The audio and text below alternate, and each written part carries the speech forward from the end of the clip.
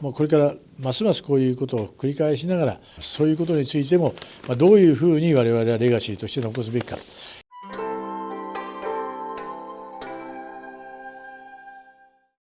立身出世の偉人か独裁者か、フジサンケイグループ会長日枝久志、数奇な成り上がり人生。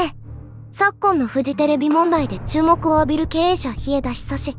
彼はどのようにしてフジサンケイグループの頂点に立つことができたのでしょうか。日本のメディア業界において強烈な存在感を放ち続けた人物の一人が日枝久志です。長年にわたりフジサンケイグループの最高実力者として君臨し、フジテレビをはじめとする同グループを巨大メディア企業へと成長させました。しかしその手腕に対する評価は賛否両論であり、名経営者と称賛される一方で独裁者との批判も受けます。彼がなぜここまでの成功を収めることができたのか、また彼の功績とは一体何だったのかに迫ります。フジサンケイグループを牽引した日枝久志の歩み。日枝久志は1937年に東京で生まれました。早稲田大学を卒業後、フジテレビジョンに入社し、テレビマンとしてのキャリアをスタートさせます。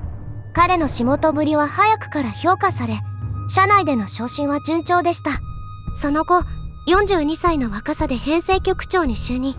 1980年代にはフジテレビの取締役を務め、楽しくなければテレビじゃないというスローガンのもと、バラエティ番組やドラマのヒットを次々と生み出し、視聴率競争で他局を圧倒します。俺たちひょうきん族 FNN スーパータイム、北の国からなど、時代を代表する番組が次々と誕生し、フジテレビは黄金時代を迎えます。日枝のキャリアを語る上で外せないのが、1990年代に起こったフジテレビ乗っ取り劇とも言われる気量クーデターです。当時、フジテレビは創業家である鹿内一族鹿内信孝、鹿内春夫の支配下にありましたが、1988年に鹿内春夫が急死すると、妹婿である鹿内博明が経営を引き継ぎました。しかし、1990年に鹿内信孝も急逝し、フジサンケイグループは後継者をめぐる混乱に陥ります。この時、フジテレビの社屋移転、幸田町からお台場へと株式上場が進められ、経営陣の主導権を握るチャンスが訪れます。日枝はフジテレビの経営権を創業家の手から引き離し、自らが主導する体制を築くべく動きました。そして1992年に当時のグループ総帥鹿内博明を事実上追放し、鹿内家の影響力を完全に排除することに成功します。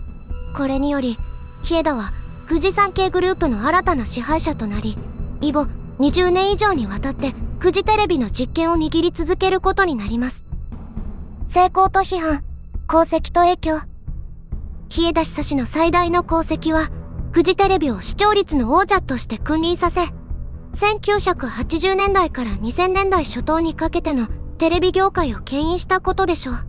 彼が推進したバラエティ番組やドラマの数々は、日本のエンターテインメント文化に大きな影響を与えました。また、企業戦略としては、フジテレビを中心に産経新聞、日本放送といったグループ内の連携を強化し、メディアコングロマリットの確立を進めた点も評価されます。しかし、その経営スタイルはしばしば強権的と評されることもありました。ライブドアによる日本放送買収問題では、旧来の経営陣の立場を守るための強引な対応が批判を招きました。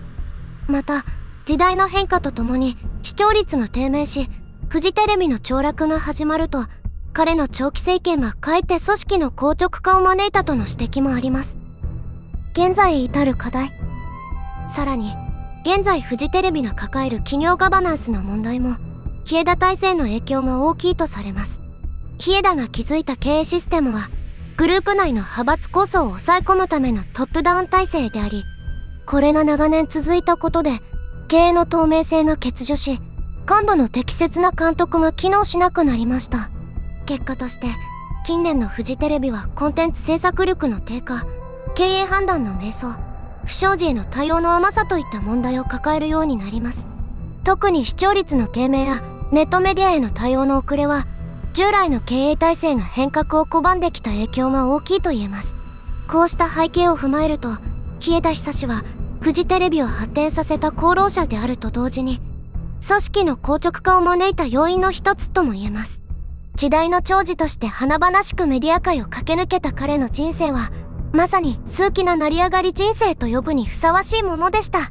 しかし、その遺産は栄光と課題の両面を今なお抱えています。